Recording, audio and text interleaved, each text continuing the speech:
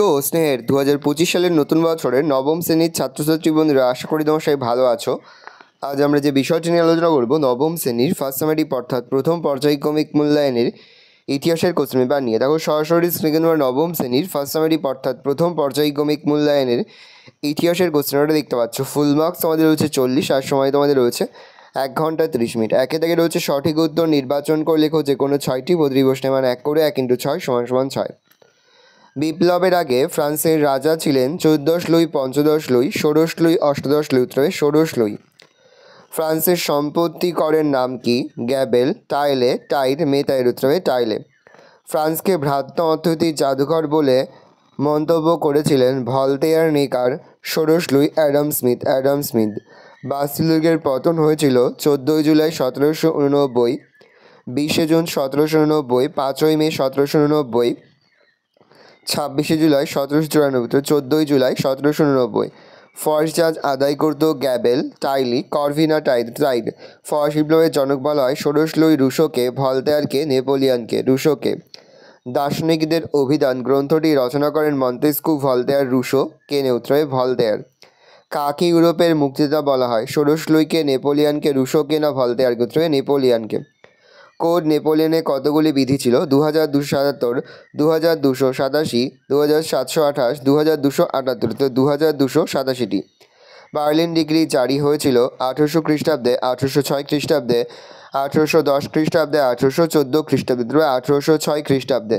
পোড়ামাটির নীতি অনুসরণ করেছিলেন ইংরেজরা, পর্তুগিজরা, ফরাসিরা, রুশরা? উত্তরে রুশরা। নেপোলিয়ন প্রথম নির্বাসিত হন সেন্ট হেলেনা দ্বীপে, এলবা দ্বীপে, কর্সিকা দ্বীপে, আইবেরীয় দ্বীপে, উত্তরে এলবা দ্বীপে। 2 থেকে রয়েছে নিচের প্রশ্নগুলির অতি সংক্ষিপ্ত উত্তর দাও যে কোনো 6টি প্রতিটি প্রশ্নের মান 1 করে 1 × 6 = 6। প্রথম, গ্যাবেল কি? ফ্রান্সের লবণকরকে গ্যাবেল বলা হয়। পরের প্রশ্ন, কত খ্রিস্টাব্দে ফরাসি বিপ্লব ঘটে? 1790 খ্রিস্টাব্দে।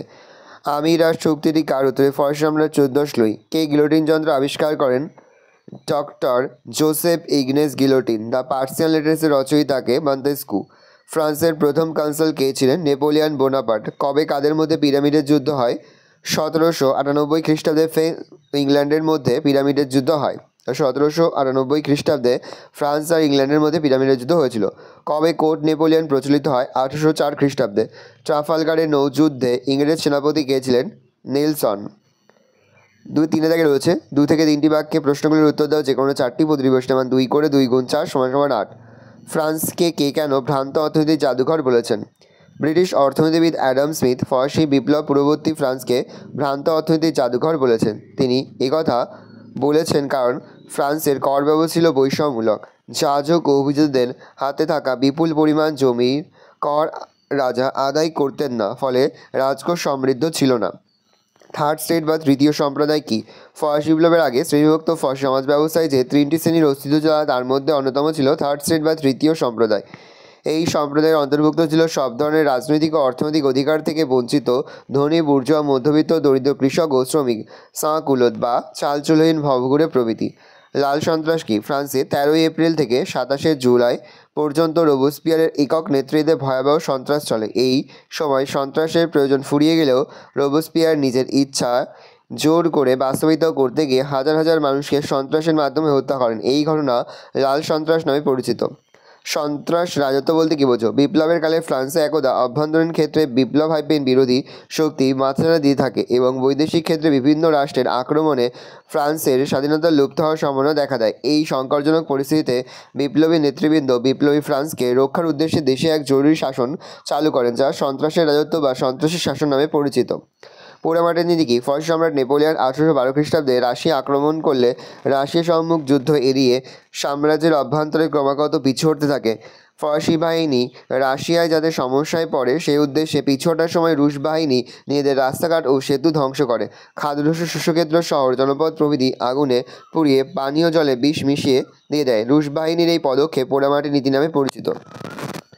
শতদিবসের রাজত্ব কি? 1815 খ্রিস্টাব্দের শুরুতে ফ্রান্সে গোলযোগের পরিস্থিতিতে নেপোলিয়ন এলবা দ্বীপের নির্বাসন থেকে পালিয়ে ফ্রান্সে ফিরে আসেন। সাধারণ মানুষ তাকে সাদর অভ্যর্থনা জানালে রাজা 18 লুই সিংহাসন ছেড়ে পালিয়ে যান। এরপর তিনি 20 মার্চ থেকে 29 জুন পর্যন্ত মোট 100 দিন রাজত্ব করেন। এই ঘটনা শতদিবসের রাজত্ব নামে পরিচিত।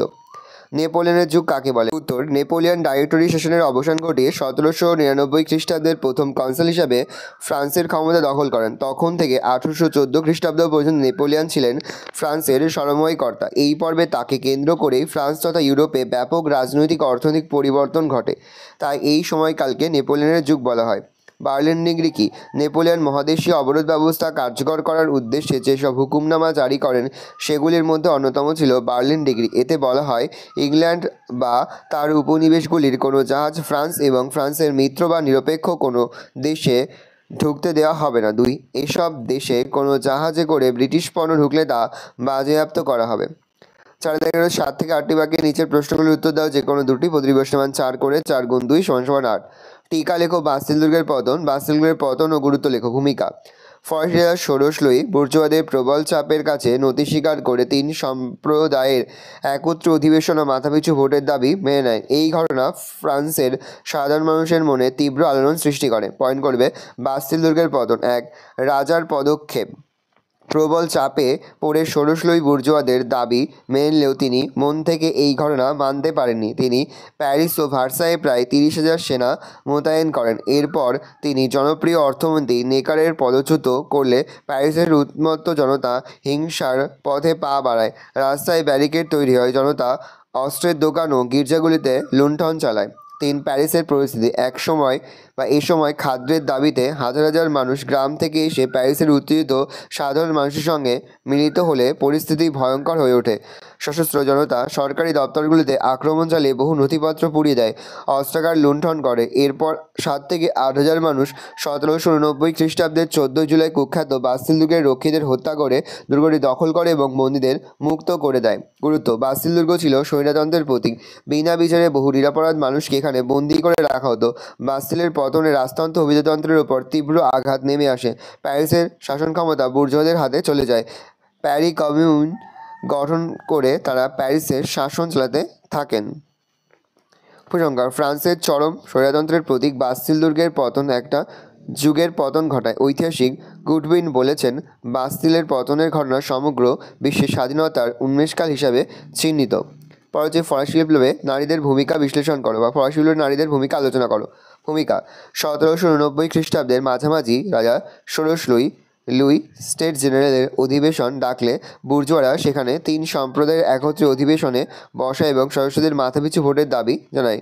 বিপদগ্রস্ত রাজা বাধ্য হয়ে তা মেনে নিলেও খুব শীঘ্রই মূল্যবৃদ্ধি, খাদ্যাভাব প্রভৃতি ঘটনাকে কেন্দ্র করে তৃতীয় শ্রেণীর লোকেরা বিপ্লবে ঝাঁপিয়ে পড়ে। ফরাসি বিপ্লবে নারীদের অংশগ্রহণ। তৃতীয় শ্রেণীর অন্যতম দরিদ্র নারীরা ফরাসি বিপ্লবে ব্যাপকভাবে অংশ নেয়। 1, খাদ্যাভাব। 1789 খ্রিস্টাব্দের দ্বিতীয় ভাগে ফ্রান্সের গ্রামাঞ্চলে খাদ্যাভাব চরম আকার ধারণ করে। খাদ্যের দাবিতে প্যারিসে দাঙ্গা হাঙ্গামা শুরু হয়। এই পরিস্থিতিতে খাদ্যের দাবিতে প্রায় 6,000 মহিলা 5ই অক্টোবর প্রবল বৃষ্টিপাত উপেক্ষা করে মিছিল করে ভার্সাই রাজপ্রাসাদ অভিযান করে। রুটি চাই ধ্বনিতে মিছিল মুখরিত হয়। লাফায়েতের নেতৃত্বে জাতীয় রক্ষী বাহিনীর 20,000 সদস্য এই মিছিল অনুসরণ করে এগোতে থাকে। 2, রাজতন্ত্রের সব যাত্রা। আন্দোলনকারী নারী 6 অক্টোবর রাজপ্রাসাদের রক্ষীদের হত্যা করে এবং সমগ্র রাজপরিবারকে বন্দী করে প্যারিসে আসতে বাধ্য করে। ঐতিহাসিক রাইকার এই ঘটনাকে রাজতন্ত্রের শবযাত্রা বলে অভিহিত করেছেন। উপসংহার। ফরাসি বিপ্লবে সেদেশের নারীরা তাদের সক্রিয়তার প্রমাণ দেয়। পরের প্রশ্ন, কোড নেপোলিয়নের সম্পর্কে কি জানো? নেপোলিয়নের সর্বাপেক্ষা গৌরবময় কীর্তি হলো কোড নেপোলিয়ন প্রবর্তন। Code Napoleon. 1, আইনসমূহ রচনা। নেপোলিয়নের উদ্যোগে গঠিত কমিশন 1804 খ্রিস্টাব্দে ফ্রান্সের জন্য নতুন আইনসমূহ রচনা করেন। এটি কোড নেপোলিয়ন বা নেপোলিয়নের আইন সংহিতা নামে পরিচিত। 2, আইনসমূহের শ্রেণীবিভাগ। কোড নেপোলিয়নে মোট 2287টি আইন ছিল। এই আইনগুলি মূলত 3 ভাগে বিভক্ত ছিল, যথা দেওয়ানি আইন, ফৌজদারি আইন এবং বাণিজ্যিক আইন। 3, বৈশিষ্ট্য। কোড নেপোলিয়নের দ্বারা এক আইনের চোখে দেশের সকল নাগরিকের মধ্যে সাম্য প্রতিষ্ঠা করা হয়। 2, সামন্ততান্ত্রিক অসাম্যের বিলোপ ঘটানো হয়। 3, যোগ্যতার ভিত্তিতে সরকারি চাকরিতে নিয়োগের ব্যবস্থা করা হয়। 4, ব্যক্তি স্বাধীনতার স্বীকৃতি দেওয়া হয়। 5, সম্পত্তির অধিকারকে স্বীকৃতি দেওয়া হয়। 6, ধর্মীয় সহিষ্ণুতার নীতি গ্রহণ করা হয়। ত্রুটি। কোড নেপোলিয়নের বিভিন্ন ত্রুটি ছিল, যেমন এতে সমাজে নারীর মর্যাদা হ্রাস করা হয়। 2, স্ত্রীর ওপর স্বামীর কর্তৃত্ব প্রতিষ্ঠা হয়। 3, পারিবারিক সম্পত্তির অধিকার থেকে নারীকে বঞ্চিত করা হয়। 4, শ্রমিক শ্রেণী তাদের অধিকার থেকে বঞ্চিত হয়। উপসংহার। কোড নেপোলিয়ন প্রবর্তনের মাধ্যমে নেপোলিয়ন ফ্রান্সের বিপ্লবপ্রসূত ভাবধারাগুলিকে আইনি স্বীকৃতি দেয়। অবশ্য এই আইন সংহিতার কিছু ত্রুটি বিচ্ছুতি থেকে গিয়েছিল। পরের প্রশ্ন, ট্রাফালগারের নৌযুদ্ধের গুরুত্ব উল্লেখ করো। ভূমিকা: 1805 খ্রিস্টাব্দে ইংল্যান্ড ও ফ্রান্সের মধ্যে ট্রাফালগারের নৌযুদ্ধ সংঘটিত হয়। এই যুদ্ধে ইংরেজ নৌসেনাপতি নেলসন ফরাসি নৌসেনাপতি ভিলেনুভকে শোচনীয়ভাবে পরাজিত করেন।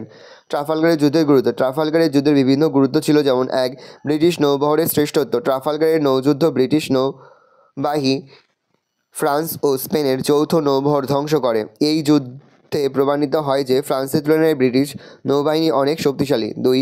নেপোলিয়নের স্বপ্নভঙ্গ: সাম্রাজ্যবাদী নেপোলিয়ন সুবিশাল ফ্রান্স সাম্রাজ্য গড়ে তোলার যে স্বপ্ন দেখেছিলেন তা এই যুদ্ধে পরাজয়ের ফলে ভেঙে যায়। ইংল্যান্ডকে পদানত করার বিষয়ে তার স্বপ্ন অসম্পূর্ণ থেকে যায়। 3. ফরাসি নৌবহর ধ্বংস: ট্রাফালগারের নৌযুদ্ধে ফরাসি নৌবহর সম্পূর্ণ ধ্বংস হয়। ভবিষ্যতে ফ্রান্সের পক্ষে ইংল্যান্ডকে প্রতিহত করার সম্ভাবনা বিনষ্ট হয়।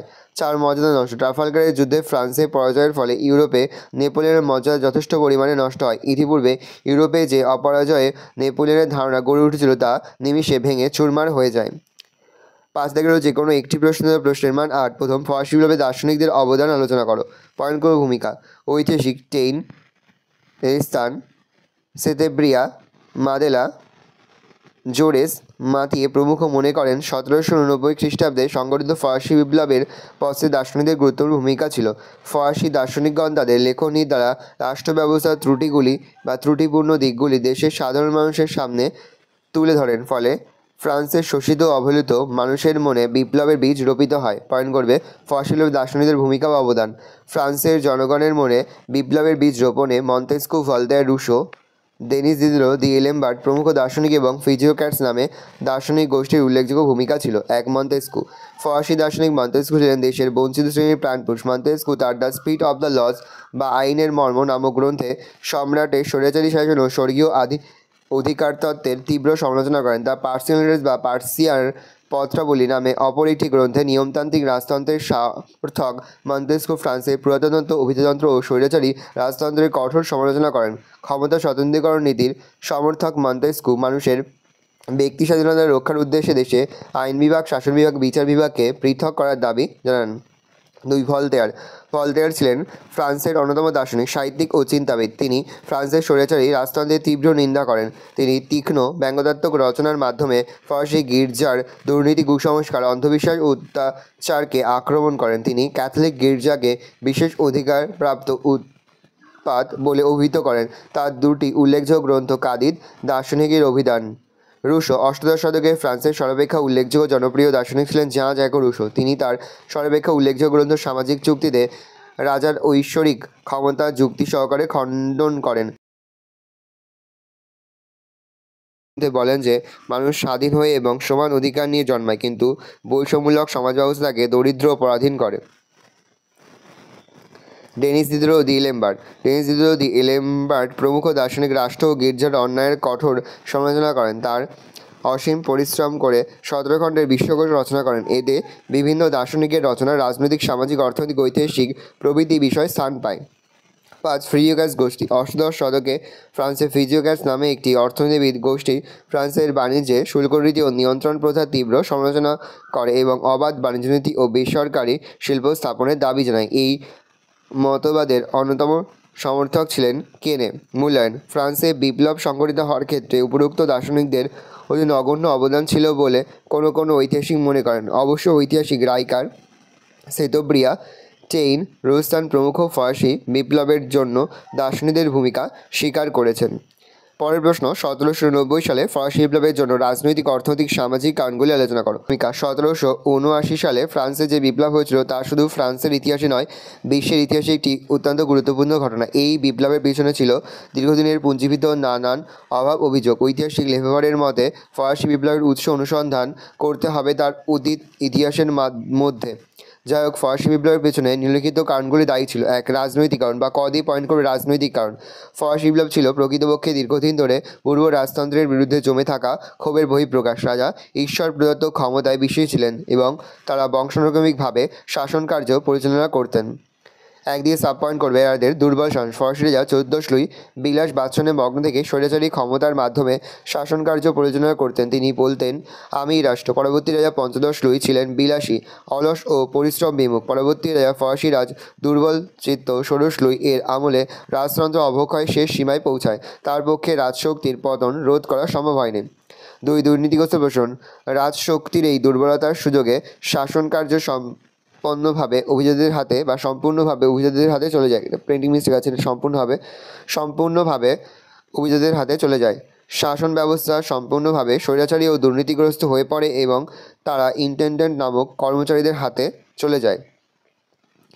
তারা নিজ স্বার্থ সিদ্ধির জন্য চরম অত্যাচারী হয়ে ওঠে এবং জনসাধারণ তাদের অর্থলোভ নেকড়ে উপাধিতে ভূষিত করেন। লেট অফ দ্য ক্যাসি নামক গ্রেপ্তারি পরোয়ানার সাহায্যে তারা যে কোনো সাধারণ মানুষকে বিনা বিচারে বন্দি করে রাখতে পারত। এর ফলে বাস্তিল দুর্গ নিরপরাধ বন্দিতে পূর্ণ হয়ে যায়। দার্শনিক ভলতার এই সীমাহীন রাজনৈতিক সংকটের কারণে ফ্রান্সকে রাজনৈতিক কারাগার বলে অভিহিত করেছেন। খ দিয়ে পয়েন্ট করবে সামাজিক কারণ। এই প্রশ্নটি কিন্তু এবছরের জন্য খুবই গুরুত্বপূর্ণ। ফরাসিদের অন্যতম কারণ হলো শ্রেণীবিভক্ত সমাজ ব্যবস্থা। সমগ্র ফরাসি সমাজ 3টি প্রধান শ্রেণীতে বিভক্ত ছিল, যা যাজক, অভিজাত ও সাধারণ মানুষ। 1 দিয়ে পয়েন্ট করবে যাজক বা প্রথম শ্রেণী।